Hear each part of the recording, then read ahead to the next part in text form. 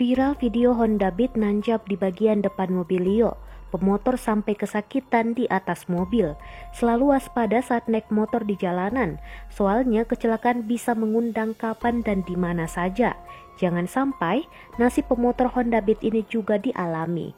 Seseorang naik Honda Beat sampai mental ke bagian atas mobil, sedangkan motor yang dikendarainya nancap ke bagian mobil putih itu.